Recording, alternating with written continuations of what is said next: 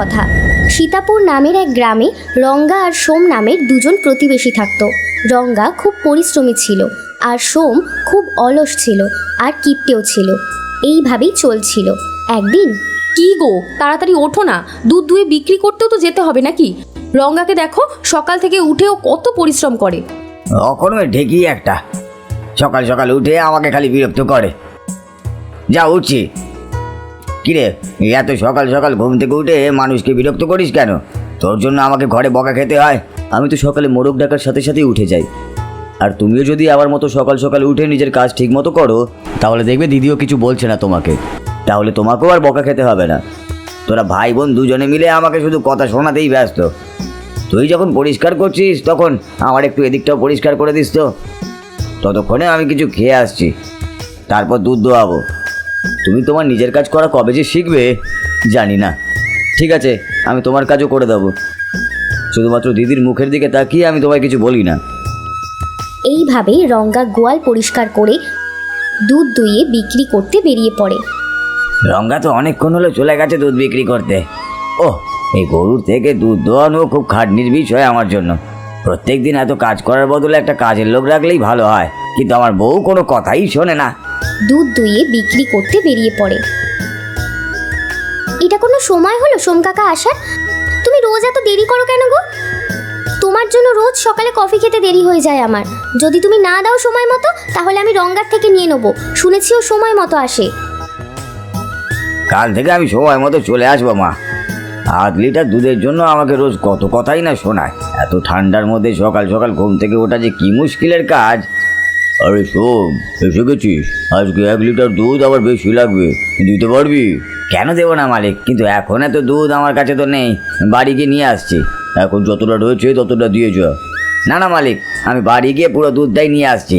আপনি একটু অপেক্ষা করুন, আমি তাড়াতাড়ি চলে আসবো। এরপর সোম বাড়ি ফিরে দুধের কেটলিতে জল মিশিয়ে দেয়। বাহ, এখন তো 1 লিটার দুধ 2 লিটার হয়ে গেছে। আমার গরু তো রোজ এইটুকুই দুধ দেয়। যদি কেউ বেশি দুধ চায় তাহলে কোথা থেকেই বা দেবো? বেশি দুধ লাগলে জল তো মেশাতেই হবে। রামবাবু, এই নিন 2 লিটার দুধ। আরে এটা কি, দুধের মধ্যে কি জল মিশিয়ে নিয়ে এসছিস তুই?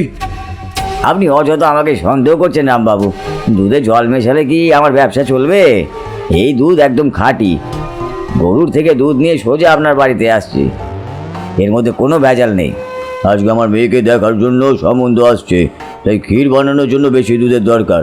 যদি কোনো সমস্যা হয় তাহলে কাল আমি তোর মজা দেখাবো। ঠিক আছে, আপনি এমনি আমার উপর সন্দেহ করছেন। একটু কাজও দিয়ে দেবেন, দেখবেন খুব সুস্বাদু হবে খেতে, ক্ষীর দারুণ জমবে। এইভাবেই সোম সুযোগ বুঝেই লোককে ঠকাতে শুরু করে। ওই দিন বিকেলবেলা জামাইবাবু, খুব নিশ্চিন্তে বসে আছো? সব কাজ হয়ে গেছে নাকি? হ্যাঁ হ্যাঁ, হয়ে গেছে। আরে বেশ, সেই সব তো ঠিক আছে, কিন্তু তুই পারলে আমাকে কিছুটা ঘাস দিয়ে যাস, আমার গরুকেও খাওয়াতে হবে। আমি বোকা বলেই তোমার সাথে আবার কথা বলি জামাইবাবু। যা দেখবে তাই তোমার চাই, তাই না? এতটা দূরে গিয়ে ঘাস আনা কি কম পরিশ্রমের কাজ? তুমি তো ঘরে বসে বিনা পয়সায় জিনিস চেয়ে নাও। আরে বিনা পয়সায় চাইছি না, টাকা দেবো তোকে। খালি দিয়ে দেবই তো বলতে থাকো সব সময়। নিজের রোজগার করা সব টাকা তো জমিয়ে রাখো, আর আমার টাকা দেওয়ার কথা ভাবোই না। এত কিপটে লোক আমি জীবনেও দেখিনি। তো টাকা কোথায় যাবে বল তো? আমার কাছে যত্ন করে রাখা আছে, ঠিক সময় মতো দেবো। এরপর রঙ্গা ক্ষেত থেকে নিয়ে আসা কিছু ঘাস ওর জামাইবাবুকে দিয়ে দেয়। কি গো, আবার বিনা পয়সায় ঘাস দিয়ে এসেছো? প্রত্যেক দিন বিনা পয়সা নিতে তোমার জামাইবাবু লজ্জা করে না? যখনই দেখো একই রকম করতে থাকেন উনি। কি করব বলো, যতই হোক আমার জামাইবাবু। তারপর আমার মায়ের পেটের বোনের বর। কিছু বলে দিদি রাগ করবে। এর মধ্যে আবার দিদিকে টানছো কেন? উনি খুব ভালো মানুষ। তোমার জামাইবাবু হলো অলস। কিছুদিন পর, এই রঙ্গা, আমাকে 1000 টাকা দে তো, পরে তোকে আমি সব টাকা দিয়ে দেবো। যদি তোমাকে টাকা দিই তাহলে আমাকে ওই টাকা সারা জীবনের জন্যই ভুলে যেতে হবে।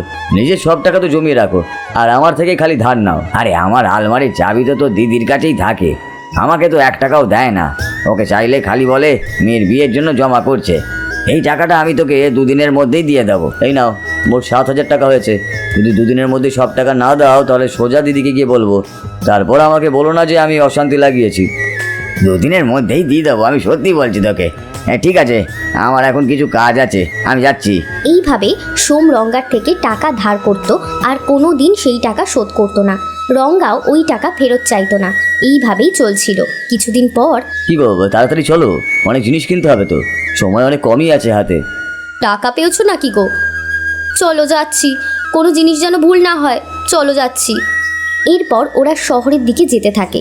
রাস্তায় সোম আসে। ভালো কাজের জন্য যাচ্ছি, আর ইনি সকাল সকাল এসে হাজির হলেন।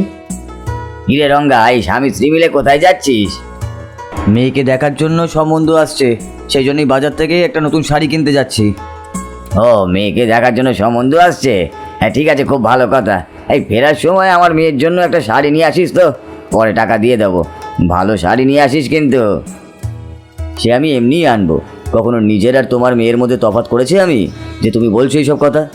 তুমি কি ওর জন্য শাড়ি নিয়ে আসবে নাকি? শাড়ি আনলে কিন্তু আর টাকা পাবে না। ওনাকে আমি ভালো মতো চিনি, ভীষণ কিপটে উনি। মেয়ের বিষয় নিয়ে করবে না এরকম, খুব তাড়াতাড়ি একটা ভালো ছেলে দেখে ওর মেয়েরও বিয়ে দিয়ে দিতে হবে। আমরা এইটুকু সাহায্য করতেই পারি, তাই না? আমরা সব সময় ওনাদের বিষয় ভালোই ভাবি, কিন্তু উনি সব সময় সেটা সুযোগ নেন। এখনো পর্যন্ত টাকাও দেয়নি, আর এই বিষয়ে কোনো কথাও বলে না।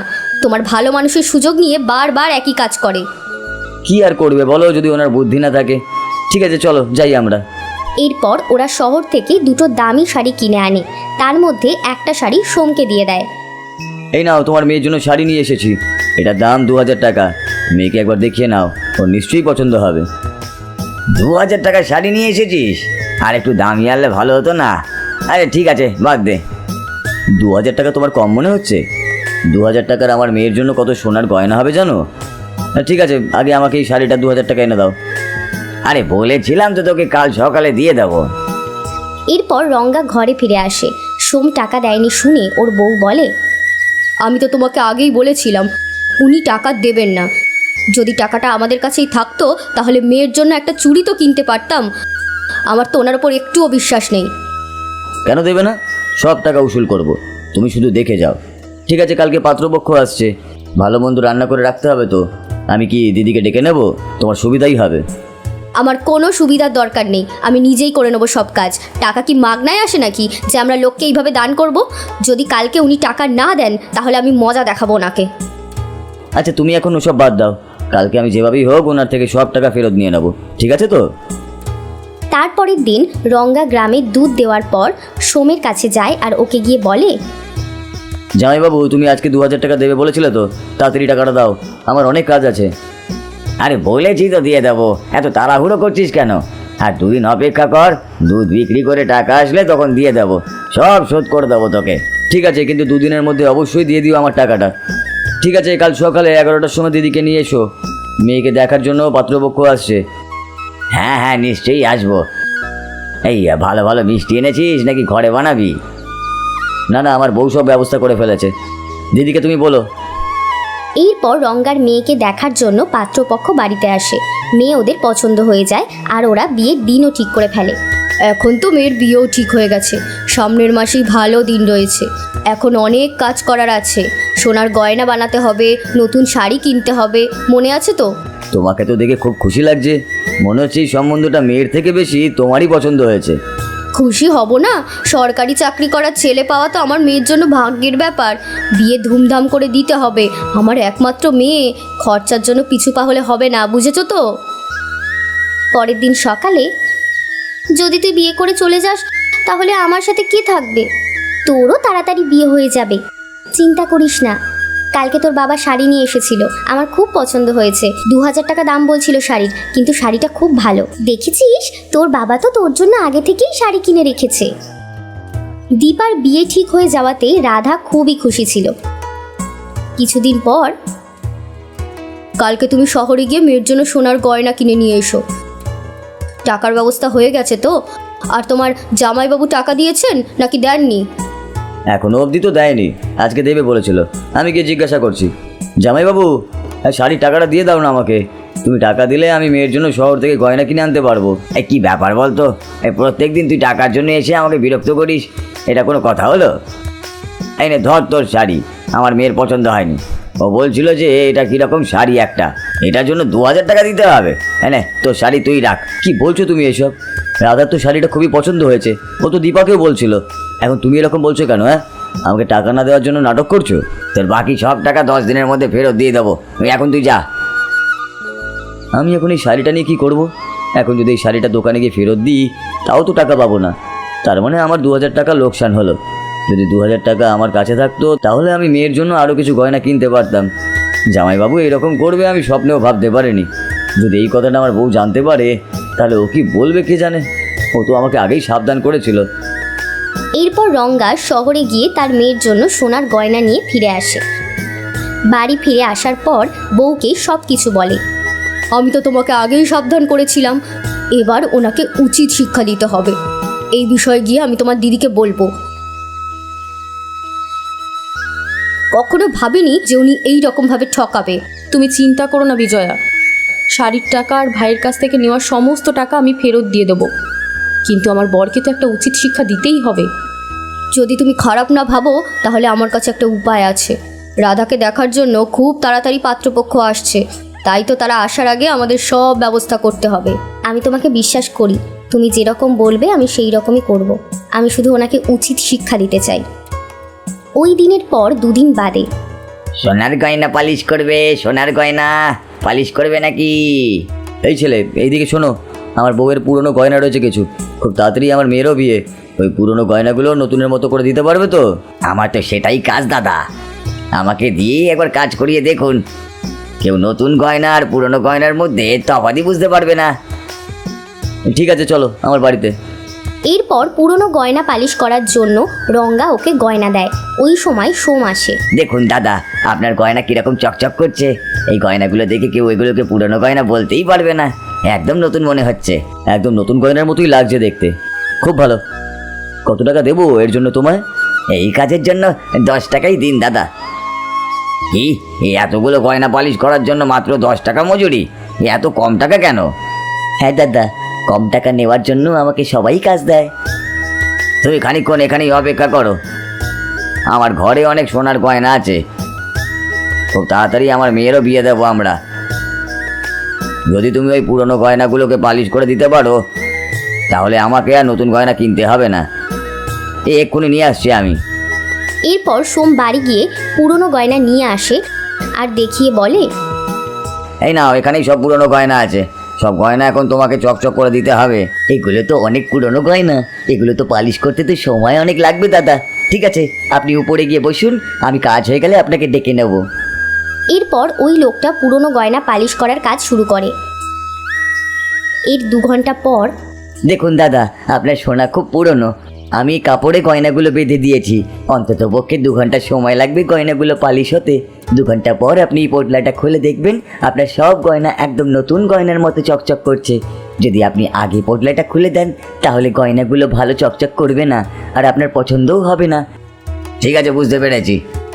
তাহলে আমাকে এখন 2 ঘন্টা পর পোটলাটা খুলতে হবে, তাই তো? আপনি একদম ঠিক ধরেছেন। গয়না পালিশ করার জন্য 10 টাকা হয়েছে দাদা, আমাকে দিয়ে দিন। এই নাও তোমার 10 টাকা। এরপর পোটলাটা দিয়ে লোকটা চলে যায়। সোম 2 ঘন্টা পর পোটলাটা খুলে দেখে গয়নাগুলো আগের থেকেও বেশি চকচক করছে। সোম খুব খুশি হয়ে যায়। এইভাবে কিছুদিন কেটে যায়। একদিন ওর মেয়েকে দেখার জন্য পাত্রপক্ষ ওদের বাড়িতে আসে। আমার তো মেয়ে খুব পছন্দ হয়েছে, আমাদের কোনো প্রকার যৌতুক চাই না, কিন্তু মেয়েকে সোনার গয়না দিতে হবে। কেন দেবো না? ওর বিয়ের জন্য আমি আগে থেকেই গয়না কিনে রেখেছি। দাঁড়ান, আমি এক্ষুনি দেখাচ্ছি। এই দেখুন, সব সোনার গয়না কীরকম চকচক করছে, দেখেছেন? এ কি, আপনি কি আমাদের বোকা বানানোর চেষ্টা করছেন? এই সব গয়না তো নকল, আমাদের নকল গয়না চাই না। এইসব কি বলছেন আপনি? এগুলো নকল গয়না? এই কি করে হতে পারে? আমার কথা যদি বিশ্বাস না হয় তাহলে অন্য কাউকে জিজ্ঞাসা করে দেখুন। আমাদের সহজ সরল পেয়ে আপনি বোকা বানাচ্ছেন। এরপর ওরা রাগের চোটে বাড়ি থেকে বেরিয়ে পড়ে।